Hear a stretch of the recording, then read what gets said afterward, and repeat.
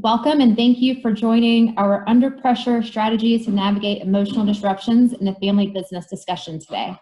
My name is Kendall Rawls and I am the Director of Development for the Rawls Group and your host for today's panel. We've received many great questions, so we're going to dive in fast to ensure we get to them all. But before we begin, I would like to introduce you to our panelists. First, we have Jilly Shipley. Jill is head of Cresset's Family Governance and Education Practice. She has over 20 years of experience helping ultra high net worth families and family enterprises sustain family wealth across generations and manage the impact. Jill has expertise in family systems, preparing next generations, communicating about wealth, navigating family enterprise transitions, family and business governance, and strategic philanthropy. Jill received the Family Wealth Report Rising Star Award in the wealth management industry and is a recognized keynote speaker, author, and media personality. Also on the call today is Jill's partner, Will Amrine, who is a managing director and wealth advisor within Cresset's Mountain region. In his role, Will helps to identify families of multi-generational wealth in need of complex family office solutions. Also on the call is Jeff Faulkner. Jeff is a partner with the Rawls Group Business Succession Planners. Jeff's experience as a succession planner has allowed him to understand the delicate balance of the family business system.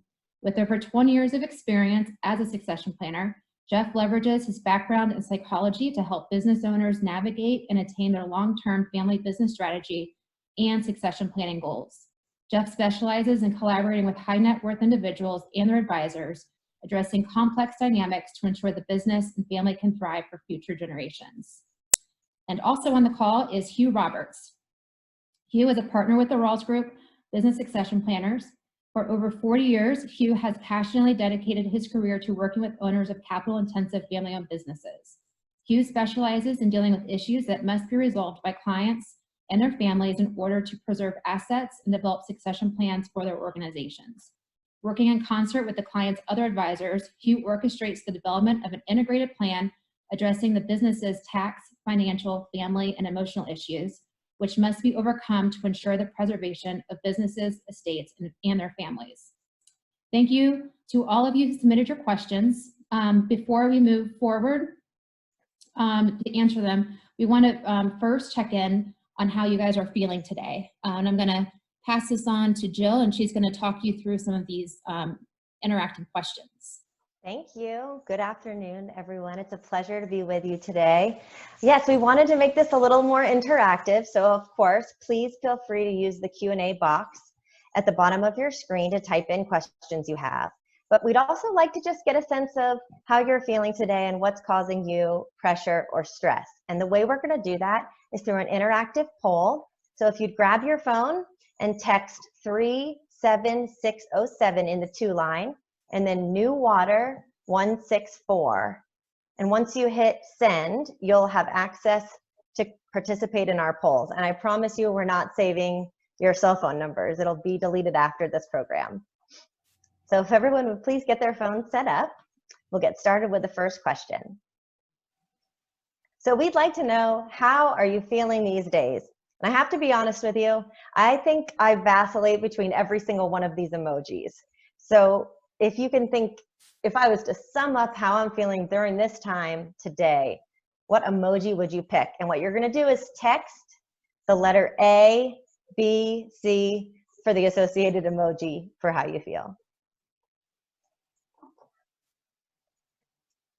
I'll just give it another minute. I think my favorite is the little guy with his tongue sticking out. Looks like I'm not alone. Yeah. All right, most people have a bit of a meh. If you've seen the movie Emojis, I have an 8-year-old, so I've seen it far more often than I'd like. But looks like E is also the most popular. Okay, well, I'm glad to see that we don't have anyone's brain exploding. That's positive. Let's go to the next one. All right, our next question. Which of the following is the biggest driver of the pressure or stress you're feeling? And if you think about this in the context of today's webinar, so as you think about your family enterprise or your family. So are you worried about the concern of the financial viability? Are you having issues in your family relationships? Is it just so overwhelming, school for the kids and work and cooking?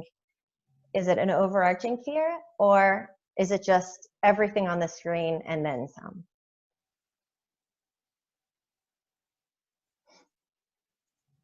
All right, we have quite a mix here. I have to say that for me, trying to homeschool and keep up with any semblance of order in my house, plus work full time, it has been challenging. Though I thought without traveling, without commuting, it would be a little quieter around here, but that hasn't been the case. It looks like that's not the case for other people. Thank you for sharing. All right, now we're going to turn it over to your questions. So Kendall, I'll give it over to you.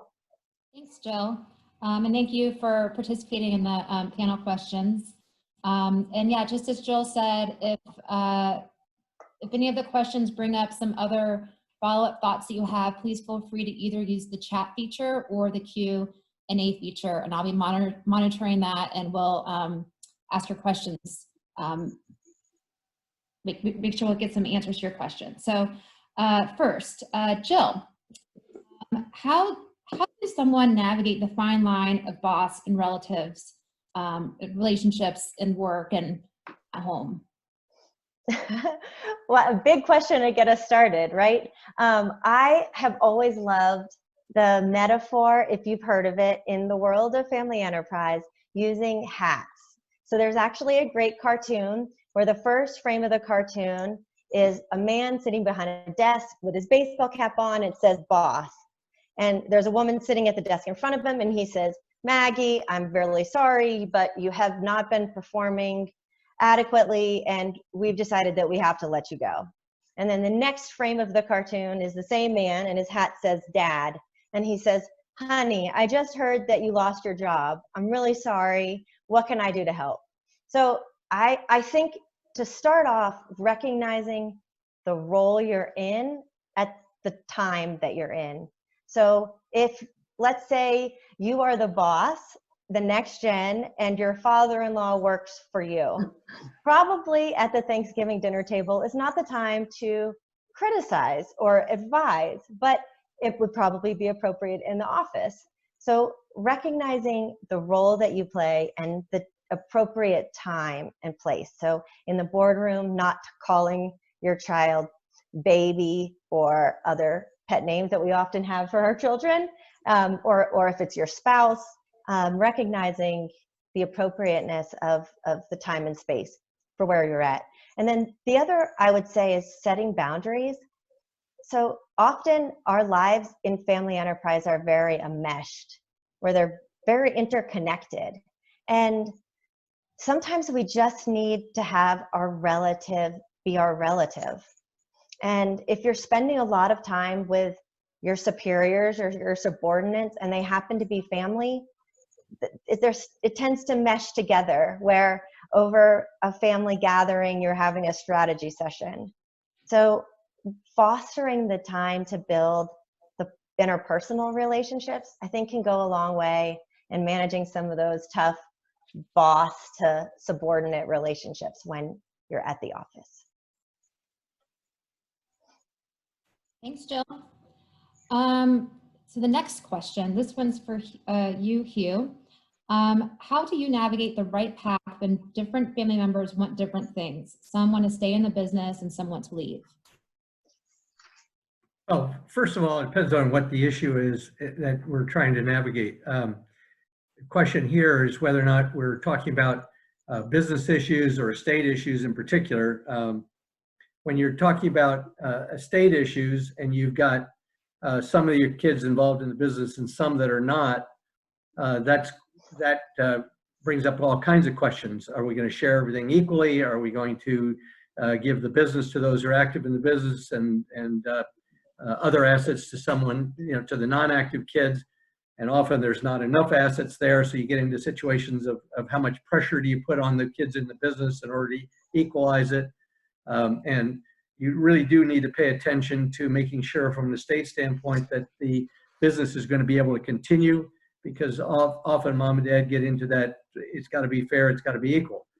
But then if you get into a situation where you've got some of the kids who are involved in the business and some aren't, then we really have to pay attention to what levels of interest are there, what levels of capacity are there, and we have successor candidates, or do we just have family employees? And that's a big difference between the two.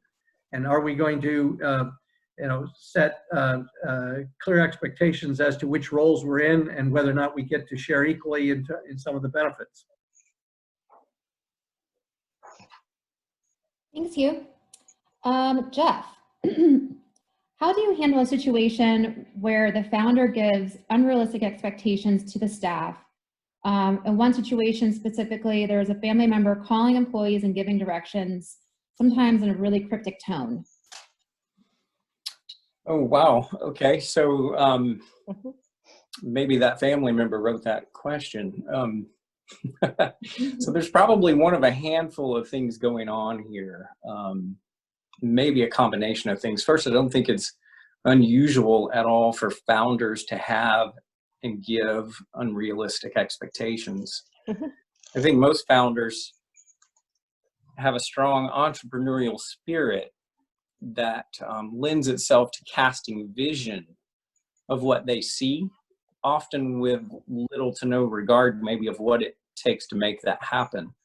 So the founder may have just lost a sense of what all is involved in bringing those visions to reality, and might just need a reality check. But there's another thing going on inherent in that question, and that's potentially a manipulative undermining of the founder's leadership. And what both of these possibilities ultimately, I think, speaks to is an environment of ineffective communication for any variety of reasons, perhaps an avoidance of conflict, maybe an inability to go toe-to-toe with the founder, maybe out of a fear of explosiveness or overreaction. So there's apparently a need for straight and direct dialogue, which sounds like in this case might need to be facilitated by an outside expert. There may also need to be clearly defined roles, responsibilities, chain of command, how communication, how directives occur, what's the communication chain that it's flowing through. It sounds like there's also room for this family member to maybe spend some time thinking about learning about leading up. There's a concept espoused by John Maxwell called the 360-degree leader, about how to lead from anywhere in the organization. It's not only how to lead your subordinates, but how to lead your peers, as well as how to lead your superiors. And so I think there's some work that could be done on developing those leading up leadership skills. Jeff, I was just thinking about that one of the things that this talks or speaks to is we often refer to it as seagull management, that the senior generation heads off to Florida or wherever and then is gone for any period of time, and everyone is running, the next generation is running the business. And all of a sudden, dad shows up again and wants to, change things or interject his opinion, etc., and then flies off. And so basically it's, fly in, poop all over everything and fly out, and that creates all kinds of problems. So clearly that setting the expectations and having some clear and honest conversation between the generations is often needed, and sometimes you need some help in doing that. Yes, thank you. So Hugh, this one's for you. How do my kids and I get on the same page when their expectations and mine are different? Again, that leads to that whole communication thing, which, unfortunately families are notoriously bad at, including my own. I often say we do a great job of talking to somebody else's kids. I do an okay job of talking to my own, because the ramifications of it are a lot stronger. So I think one of the things you have to do is communicate what your expectations are. We have a process that we talk about of developing covenants, which is, here's what you can expect from me and here's what I can expect from you. The key to the whole thing is you get them down on paper, because so often what happens is that there are some issues that nobody wants to talk about, and trying to get started on those is very difficult. So if you can spend the time to try and write down what you're expecting of each other. And again, often this requires somebody else to help you facilitate that. Then you have on paper, this is what I need from you, and this is what you need from me, and we've agreed to it. Then it becomes kind of a roadmap that we can go back to and say, okay, how are we doing on these things? And if we're not doing so well on number 3 or 4, why? And it makes it easier to communicate and move forward. Great, thank you, Hugh. Jill, can you share some communication tactics for those that are less financially sophisticated? Sure. I have a philosophy that anyone associated with the business, even owners that are not working in the business, should have a foundational level of understanding around finances. So many feel like numbers aren't their thing. They don't find it fun and exciting. But I think if we were to look at what are the roles and responsibilities that each person has today or will have into the future, and what are the competencies needed for those roles and responsibilities, financial acumen tends to be on that list. So I would recommend, one, creating a strategy or a developmental roadmap to increase everyone's level of financial literacy. You're always going to have people that have far more, and some that just say, I'm totally not interested. You're speaking another language. That's it. But if you can try to meet in the middle, the second recommendation I would have is trying to speak in English. I think it's really hard when we live in a world where the technical, complex financial concepts are normal language, everyday language for us. So acronyms and topics that just aren't normally spoken about are really hard for other people to try to follow when we're using those words. So I think we tend to lose people's attention and their engagement if we don't try to stop ourselves and think, how can I describe this better how can I provide a little bit more clarity around each of the different concepts, ROI or cost basis, or even volatility, just words that we throw around every day in business. If we can take the time to not feel like we're talking down to the family member, the employee, but instead just sharing in a way that is less jargon filled. Really great insight. And it's, yeah, to your point, just trying to find yourself, separate yourself from what you're used to explain it to someone else. That's really strong. Jeff, what are some best ways to address uncomfortable subjects that are more difficult to address during crisis as opposed to normal times? Could you repeat that? And you cut out right in the middle of it. Uncomfortable.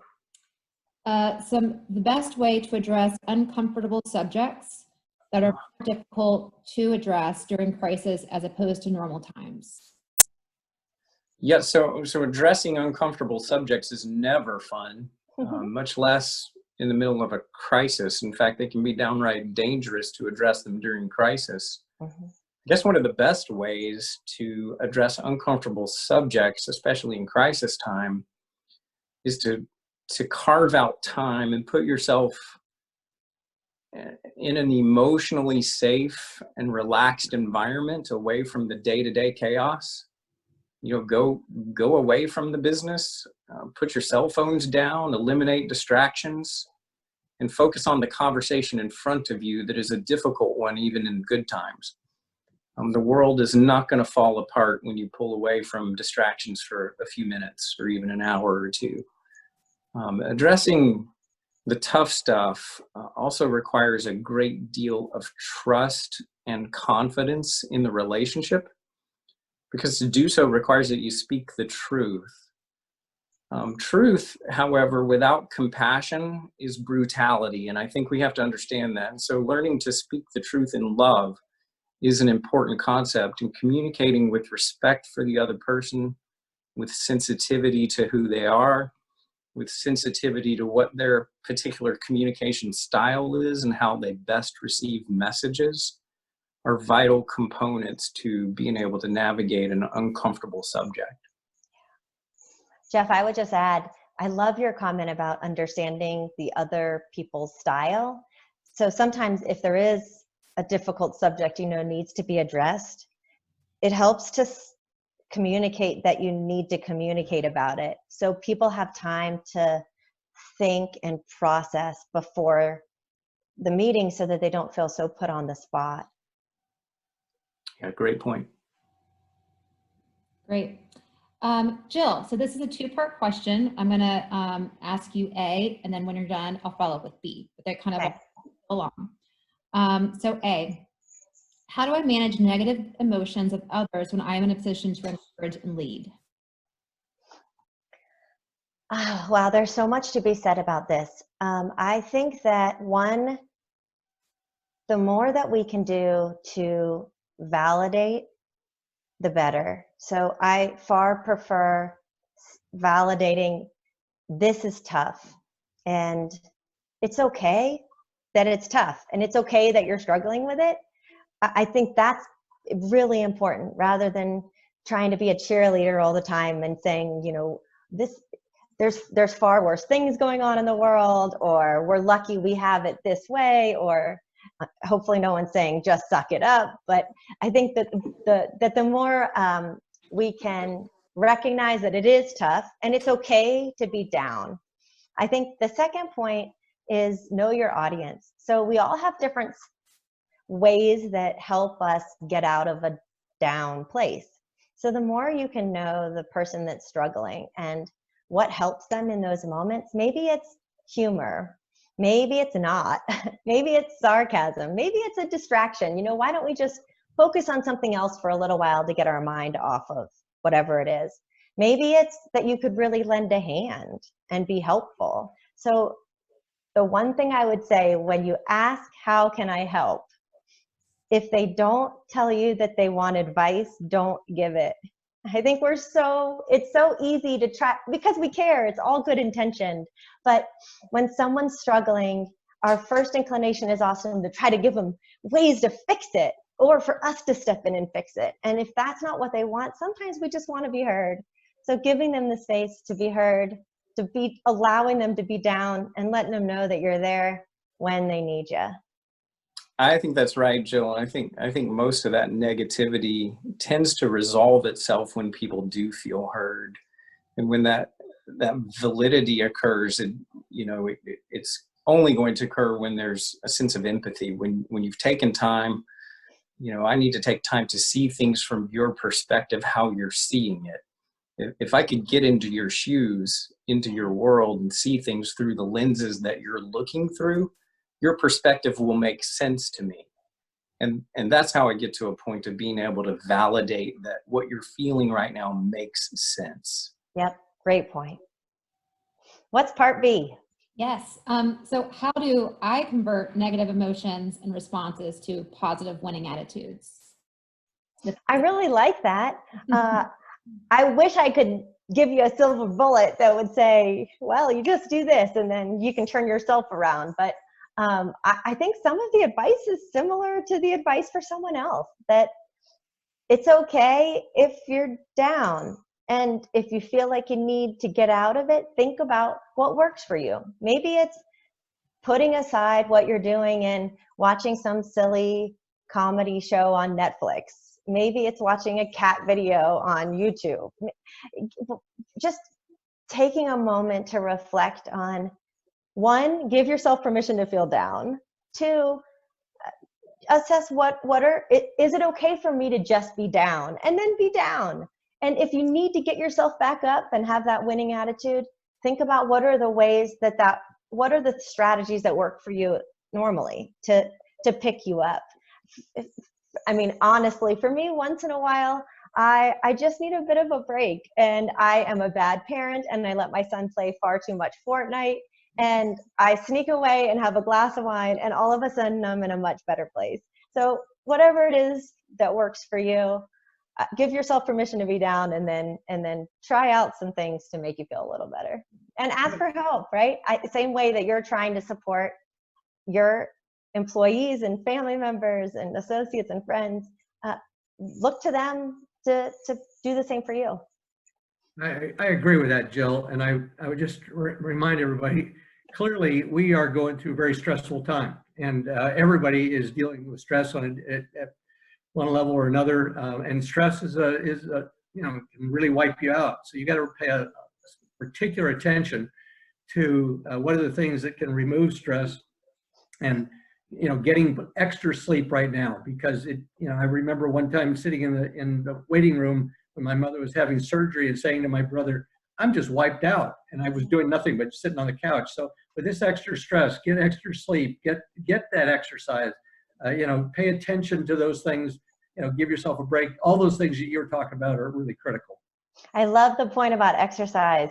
Sometimes we feel so busy, it's impossible to imagine finding time, but boy, just even getting out to get the mail once in a while, you just feel a little better when you get back. Yeah, turn the phone off. Right now, there's a huge temptation to just got to be on 24/7, and you need some breaks. Agreed.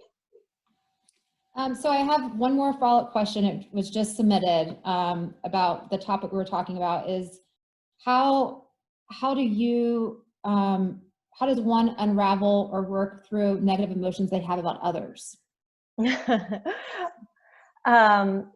I find judgment is extremely difficult, especially in times where I'm not my best self.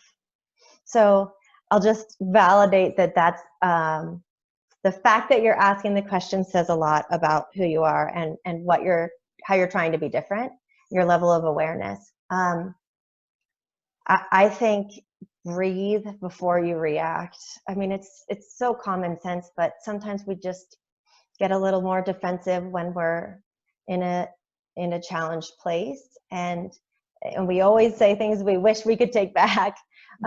So I think recognizing that we're all different, and it's far easier to see the things you don't like in someone else than to recognize what they might see in you. So I think, especially during this time, the more that we could have some grace and give people a little bit more leeway and leverage to not be their best selves, because we're likely doing it to them too.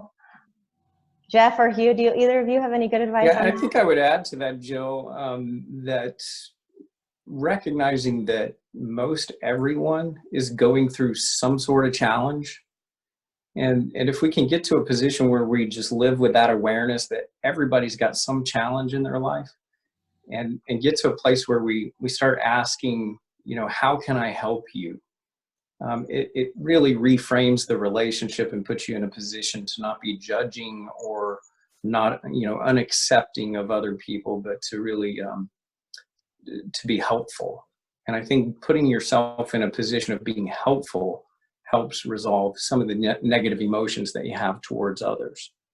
Great point. This might sound silly, but sometimes I'll even come up with a story if somebody's really upset me about what could be the worst thing that they could be going through right now, and how would I want to react if that was their reality. I hope that it's not, but it sure helps me be more compassionate. That's really great. Sorry, that was just really good insight. So I was taking a minute to let it sink in. Okay, so Jeff, can you share any strategies for helping my son and daughter to learn how to work together? Yeah, that's a good one. Sibling partnerships. First, I think it's important to acknowledge that sibling partnerships are inherently different from other partnerships. Most partnerships are formed by choice, and often sibling partnerships are a forced arrangement, or they can feel forced.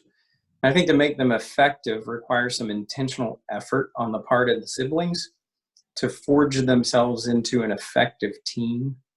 And I think that involves achieving alignment in a number of areas. Alignment of vision, where are we going? Where are you going? Where am I going? And are we in the same place? Do we want to go to the same place? Do we have alignment of values, how we view the business, how we do business, what filters we are sifting through to make decisions with regard to business? Do we have alignment in our roles? Are they complementary? Do we have them well defined? so we're not stepping on each other's toes. Do we have alignment and expectations? Hugh talked about that earlier. And are those expectations reasonable when we both agree to them? A partnership fundamentally has to be built on a foundation of trust. And I think in a partnership, there's trust of character, trust that you are the right kind of person for me to be in business with, and trust of competence, knowing that I can count on you. I can toss the ball to you and feel confident that you're going to do whatever you can within your power to score. You may not always score, but I trust you enough to throw you the ball. And then I think there's also alignment in terms of accountability and how we view our attitudes in the workplace, our work ethic, results, and those sorts of things. So it requires that intentional effort to make sure you do get in alignment with one another on a number of issues. I was just going to add to that. I think I'd sum it up and say, I'd ask myself the question, if I'm my brother or sister, would I choose me to be partnered with? Because I choose Jeff Faulkner on a daily basis because I want him, I want to be in partnership with him. Would I do the same with my brother or sister? And if you're not, what do I need to do to be a better partner for my brother or sister? Beautiful. I'm not a panelist, but I will add, because I do work with my siblings, to give each other space to, one, grace in a time of stress that people may be reacting a little bit differently. So give them some grace and space. Also some space for growth. So with every challenge that's out there, it's a communication challenge or a conflict, there's an opportunity for growth there. And where it may not have felt great, there's always time to think back and grow from it, and knowing that the way that someone reacted a week ago may not be the way that they're going to react the week forward or 2 weeks. So giving grace and forgiveness. All right. So Hugh, this is a two-part question. I just received one from the attendees, and it goes along with this. So I'm going to group them together. How can I use this time to prepare my children to take over the business? And then the B part for you to consider is, how do you convince the family that it's time for you, the son-in-law, to get involved? Okay. Well, first of all, difficult times are a particularly good time to focus people on what it takes to be effective in your business. There's a saying that everybody is a good business person in good times, and bad times begins to sift through and prove who is good and who isn't. So to the extent that you have been able to learn lessons of what it takes to get through this, you're certainly at a, it's a great time to build confidence that you can handle the business going forward. Now, what I don't know is where people are coming from, whether this is somebody who's, early in their career, just out of college or whatever and learning, or they're way downstream, et cetera. And so I'm going to use those as two opposite ends of the spectrum. If somebody has just started out and they're at a fairly low level within the business, I think the parent needs to, and owner needs to recognize, if this person is intended to be a successor at some day, this is a not necessarily a once in a lifetime, but it's certainly a key time to maybe allow that person into your inner circle and to sit in on some meetings they wouldn't normally be in on because they haven't earned it at that point, but because they need to hear some of the things that you're doing to get through this.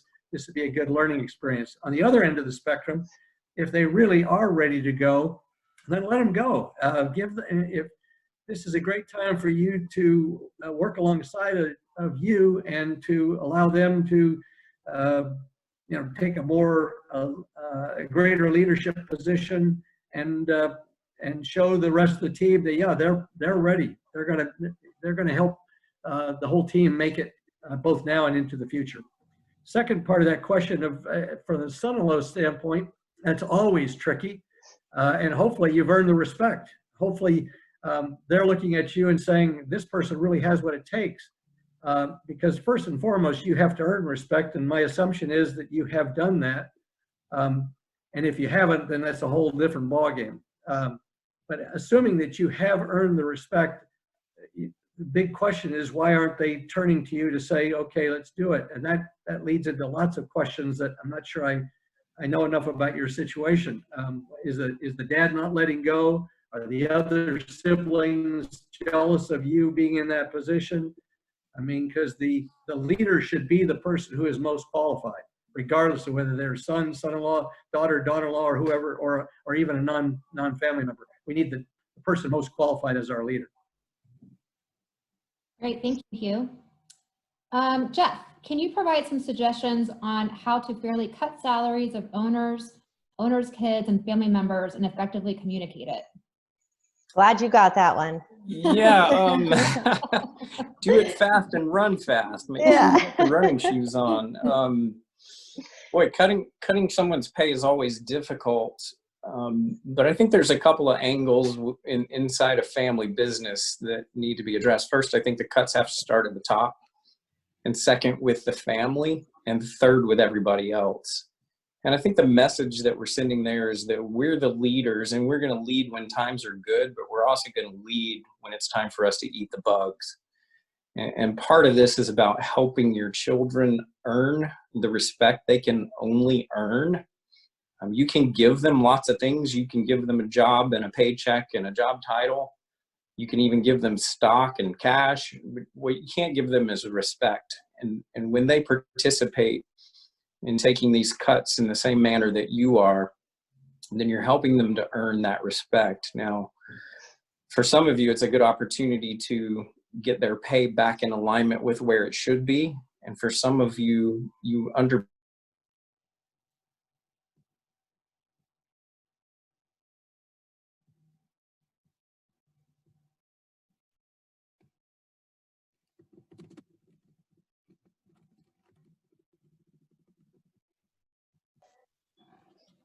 Hello, everyone. Sorry about that. You there? Yep. Okay. We can hear you. Sorry. I don't know what happened. Okay. So we'll move on to the next question, which is, so All right. Go ahead, Jill. Yeah, so I think that the next question is for me. So if not, guys, and you want to answer, please jump in. But we got a question that was how to handle the difference in work ethic between myself and my son or daughter. So I'll start, and then based on Jeff's facial expression, I'll turn it to him. So my first thing I'd say is love the child you have versus the child you wish you had. I love that quote. I think it works for parents too. I think we all have different approaches to life. I also think the reality of generational differences is a fact. So as you look at the baby boomer generation, they went to HR saying, we believe in 80-hour work weeks, and that's what hard work means. And then Gen X came along and went to HR and said, we believe in work-life balance. And so this is a generation issue that I think hits every business. But the fact that the Gen X or the millennial, the Gen Y is thinking about work in a different way than maybe the boomer or the traditionalist is normal. So the way I would approach it would be have some empathy for where the other person is coming from and what they have on their plate. Frankly, stereotypically, there's a big difference today in the way that families run than maybe they were in the traditionalist era or the baby boomer era, where dads didn't do as much at home. And today that's different, and it's more of a shared partnership. And so it might be hard to understand when you're the one not having your son participate as much as you'd like him to, but the expectations are just different. So the other thing I'd say is, what does the business really need? If you can create clarity around why you expect your child to be more available, what is the reason? What do you need? What's the outcome? Probably you'll find some of it you don't, and it's just an annoyance that they're not working as many hours as you. But sometimes there is a legitimate, this is crunch time. We have to figure this out, and I need your full attention, period. And this is the implication. I think being really clear on that knowing what motivates your child and what gets them going helps. And then just having some empathy for where they're at. Wholeheartedly agree. It's been really interesting during this this crisis situation to watch the next leading the charge, and their parents have thought, you know, they're just sort of half here and half not here, and all the time they've had their thumb on the pulse of it, and they're ready to step in when crisis hits, and it's been really refreshing to see. Yeah.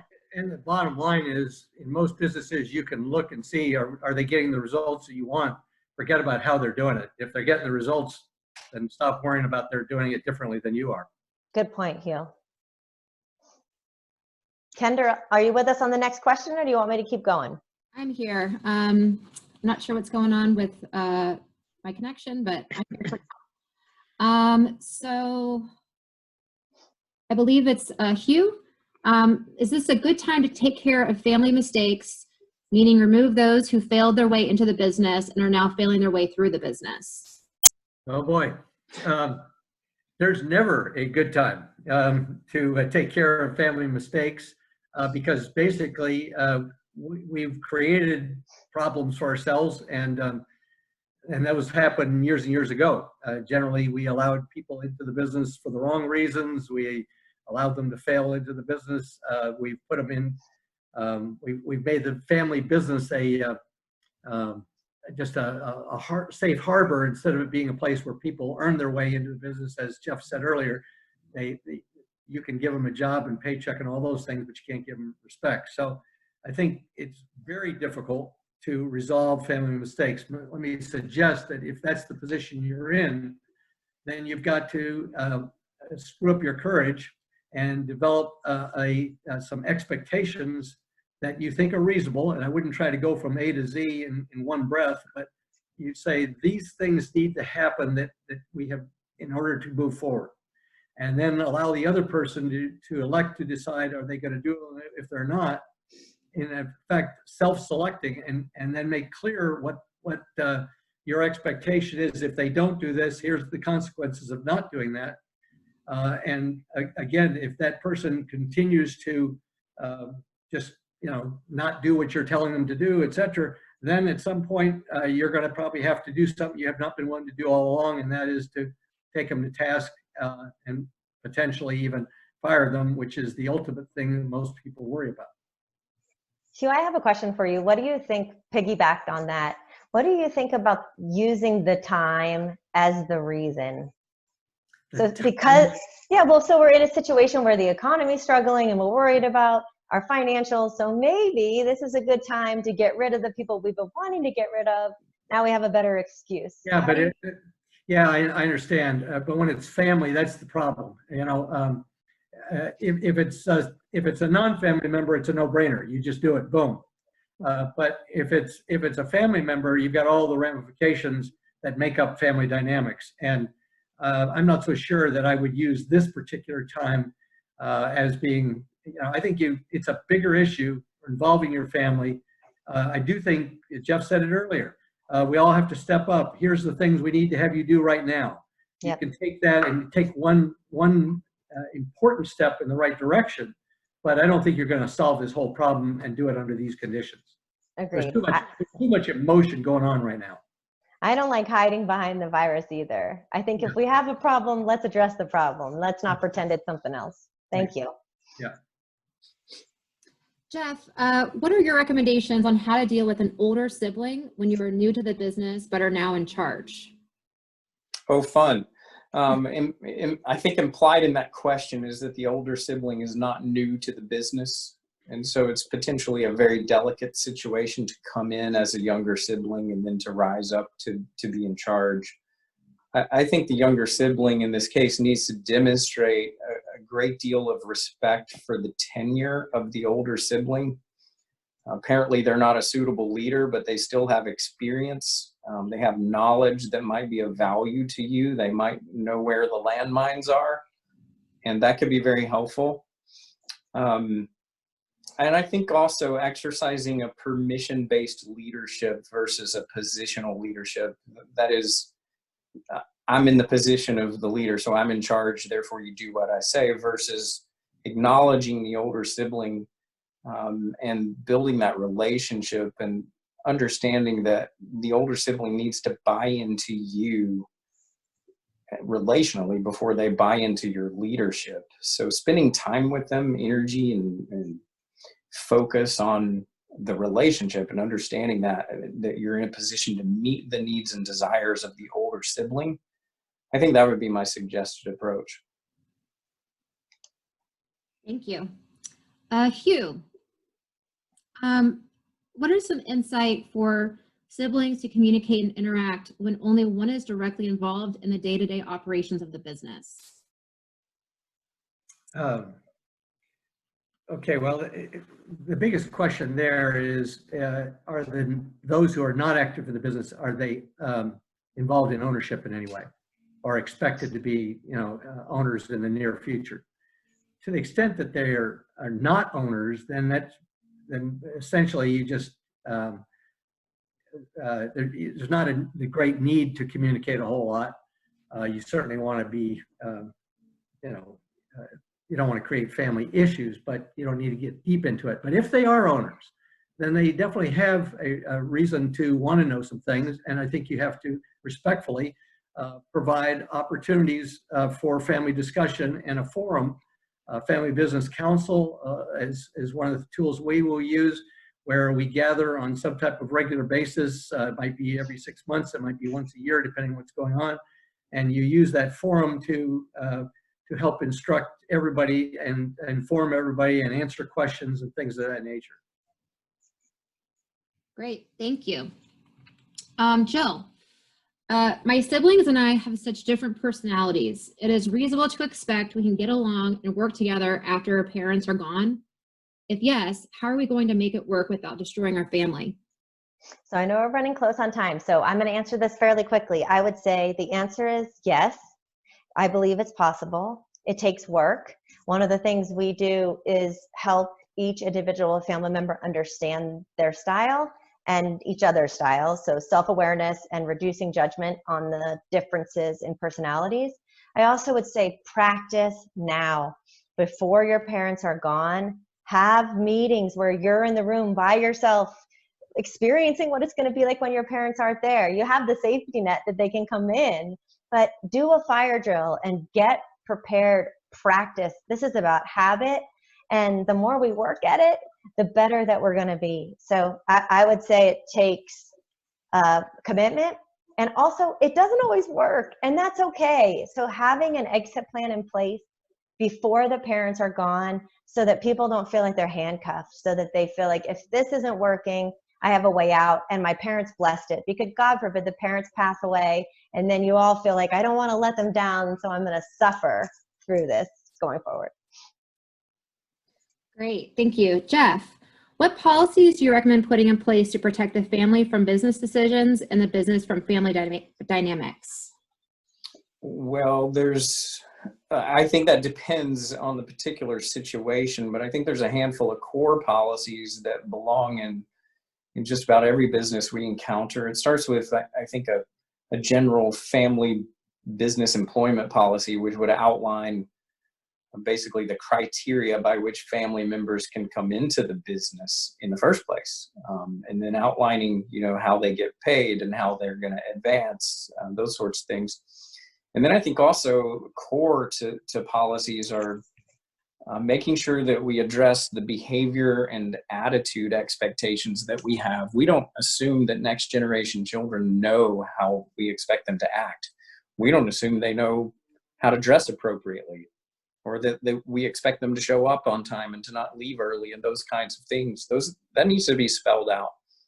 And I think beyond the basics, there's just a whole plethora of potential policies, perks policies. What kind of benefits can we expect from the business? Credit card points, who gets to use those? Who gets to use the jet card, and under what circumstances?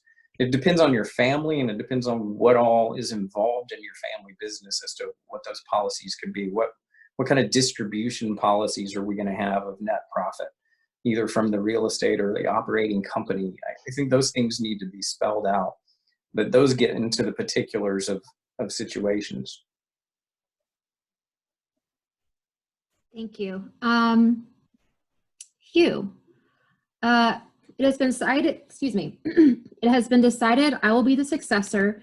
My parents have transitioned some responsibility to me, but not enough based on the timeline. I don't think they want to give up control. What do I need to do to continue to grow in my ability as a leader and in respect to the organization when the owner doesn't want to give up control? Great question. First of all, it's the most common thing we see is that the owner doesn't want to give up control. Most entrepreneurs love what they do. It's been their whole life. Their business is exactly what they're all about, and so therefore controlling it is just second nature to them. And they're so you're not in a minority when you're dealing with this kind of situation. It's very, very common. And usually that owner is not going to retire. So you're going to have to figure out a way for the two of you to both have your hand on the baton. And in passing the baton from one generation to the next, there is going to be a period of time, and I don't know whether or not, in this case, the owner has actually even allowed you to have one hand on the baton. And you have to ask yourself, am I earning the respect? Am I becoming the leader? And that's doing all the things you need to do within the company to become the leader you need to be. But beyond that is to recognize that you and the owner are going to both have your hands on that baton, and there's going to be some pulling and tugging. If you're as good as and capable of being the successor, then you're like a wild stallion, and that means that they kick, they bite. It's tough to get the bit in their mouth, but stallions win races. And so we really believe that you need to have some patience with the next generation. That's out of respect, etc. And then you need to thoughtfully and carefully put some pressure on them to say, I need to be a part of where we're going. And then for the older generation to say, you know what, I need to give them some room in the spotlight with me, even if I'm not ready to give it all up. Great, thank you, Hugh. Jill, this is a great one. I've been afraid the virus may infect the senior leaders in the business. We do not have a plan, and I am worried it will create conflict. What do I do? So this is a common family enterprise issue to begin with. So it's hard to look and plan for succession because it brings up some of the same concerns you just mentioned, that you have to think about your own demise or giving up your identity or the power. So it's hard at any time, but especially at a time where there's legitimate health fear that the seniors could fall ill to this virus. So although it's very difficult, it is even more important. And what I hope there's some silver linings that come out of all of this, and that people that have been documenting just in case plans realize that they can't do that any longer. I love the idea of a just in case plan. It doesn't have to be the ultimate. It's just, if something, God forbid, happened to the current leadership, what will we do? Having those conversations before it's too late. My own family fell apart and the business fell apart because the conversations were not had before the leader, my grandfather, passed away. And it destroyed my family. So having the conversations, even though they're hard, doing it in the way that Jeff and Hugh described earlier with some structure and some process and a lot of heart, but we need to have the conversations. And I hope that no one in those senior positions passes or is incapacitated, but they're waiting until something happens is going to create likely conflict in the future, in my experience. Well said. Hugh, my husband and I have been business partners for 35 years. I've worked full-time in the business for the past 30 years. I am also a stepmom. Now that our stepsons have joined the business, the group wants me to retire, but are unwilling to buy my shares or convert them to preferred shares. As a minority partner, what are my options since my husband is siding with our sons? Wow. That's got all kinds of ramifications, family-wise and business-wise. It would certainly appear that you have been actively involved at a very high level for a long, long time.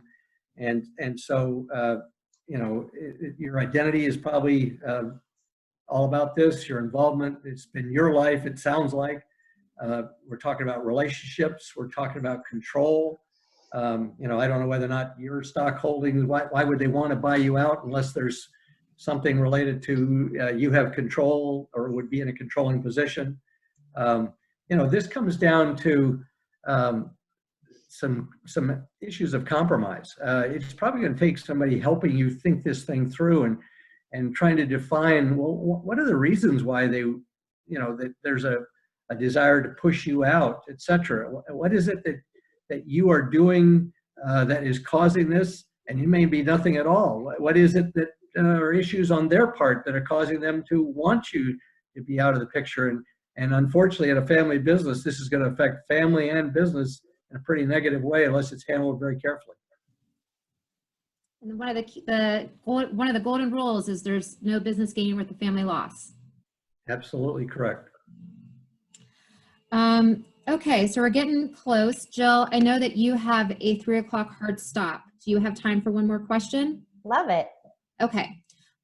So normally what I do at the end, but I'm worried that you're not going to be able to make it. If there's one thing that you would like to leave the attendees with, what would that be? Oh gosh, I think that we are all dealing with emotions in a way that we haven't in our lifetime.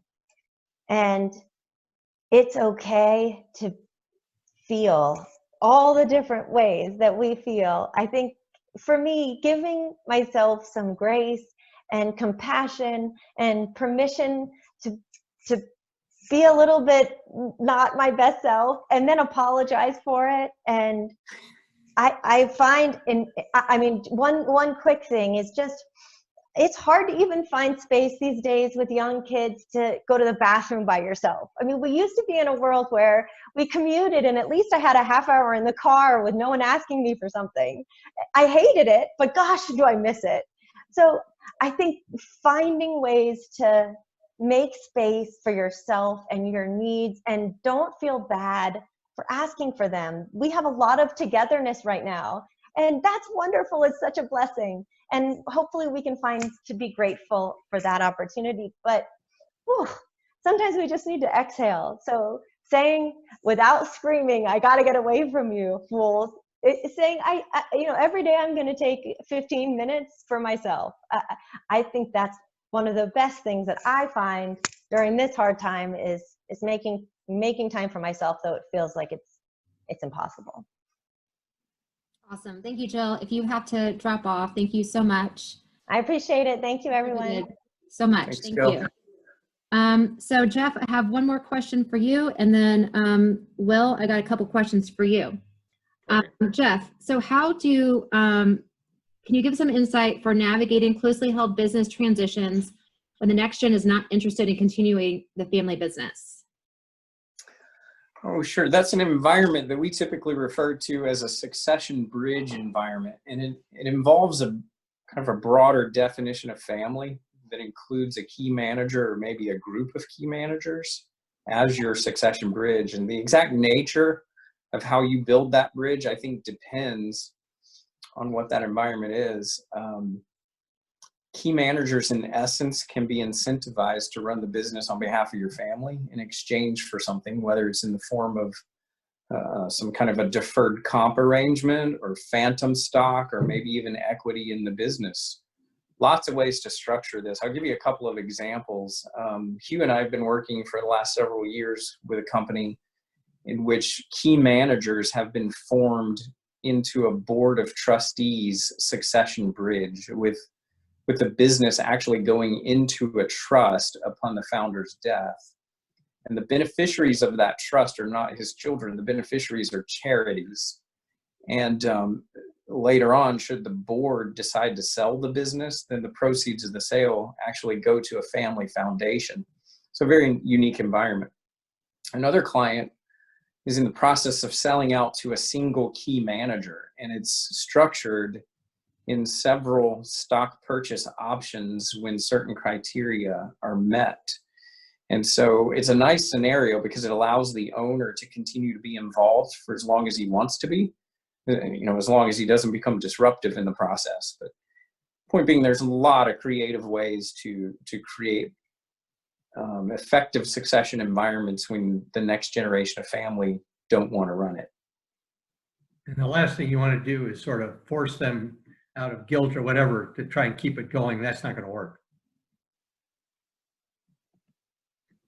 Absolutely. Thank you.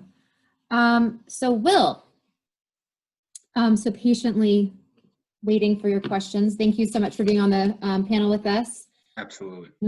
How long before business returns and projections of future outlook?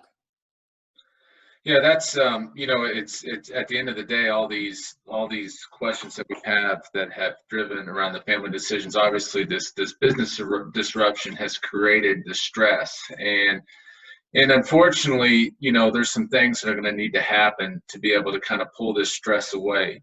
So as everybody has an opinion on this, but as I look at this, three key things have to happen.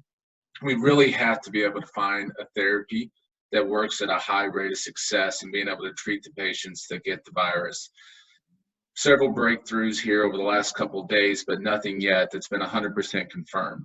That's one. Two, the testing has to continue to increase.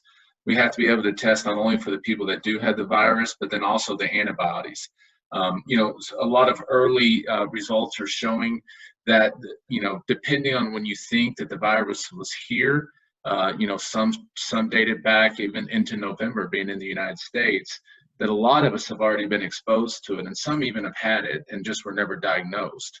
So being able to tell where you fall in that what category you fall in will definitely help us as we get back into the workforce.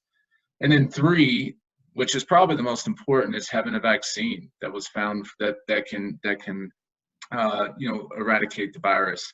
And right now, even though my bet is we'll have it before then, I always bet on the people of this world, of this country. Projections are mid-2021. So what does that mean? That means we've got some more hardship to go through and some more economic struggles. Even today, 3.8 million more people filed for unemployment. That puts us over 30 million people that have filed for unemployment in just the last month and a half. The unemployment rate was 3.5% in February. It now sits roughly at 14.7%. 26% loss in GDP forecasted for the second quarter, but then the recovery starts, projected at 9% in the third quarter and 6.4% in the fourth quarter.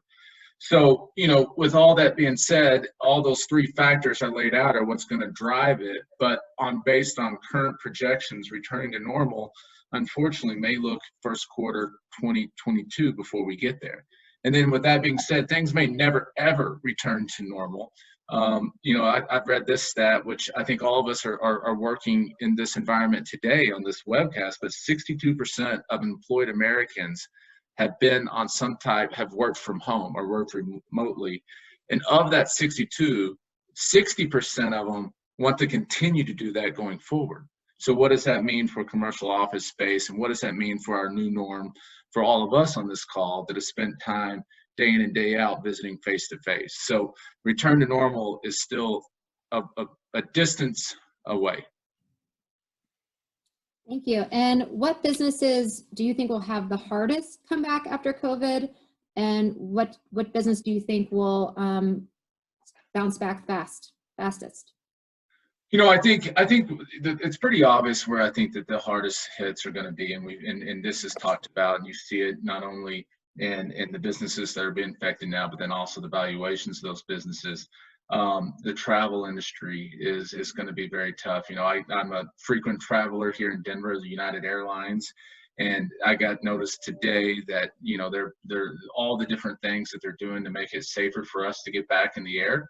But at the end of the day, they're going to block middle seats. So how do you operate successfully and profitably having 50% of your workforce, of your traveling, of your revenue gone? The restaurant industry and the service industry overall has been hit probably the hardest. If you look at it, this was kind of an amazing number. And remember, this was through March, okay? So this was only the first month. It doesn't count anything that happened in April. But Brinker, who's the owner of Chili's, Maggiano's, and On the Border, was down 70% year-over-year sales in just the first 3 months. So factor in April and that information, you're going to see even more trouble there. I think what the great opportunity that's going to be is that there already you can see the opportunities of online retailing advancing. I think there's a great opportunity around new technologies on communication. Those are the things that I see bouncing back quickly, maybe never even taking the dip, and then going forward becoming part of our normal lives. So I know all of us probably every day on a day-to-day basis, at least in my house, I have noticed the intake in boxes that have come from Amazon and firms that are doing a lot of online. So I think those are the opportunities. Those are the changes that are going to continue to move forward. Thank you, Will. All right, so in wrapping up, the final thought. So Hugh, I'm going to start with you. What would you like to, if there's a final thought to leave the people on the on this call, what would it be? Right. Well, most importantly, we, in this crisis, if we're going to get through the crisis in a way that does not destroy everything, we got to pay attention to the people around us. And the only way to do that is if we pay attention first to ourselves. So I would say, to the extent, reach out in terms of your faith, reach out in terms of your family, take time for yourself, give yourself some breaks, find ways to be very structured, which for some of us is hard to do, but the more structure you can build into your life, the easier it is to feel like I'm accomplishing some things, even though my expectations may be different than they were before. Find some ways to have some fun. And remember, people are going to really remember how you treated them during this time. Your family, your community, your workforce, and your customers. And so to the extent that you want to leave a lasting impression that is a good one, you got to really pay attention to that. Great, thank you. Jeff?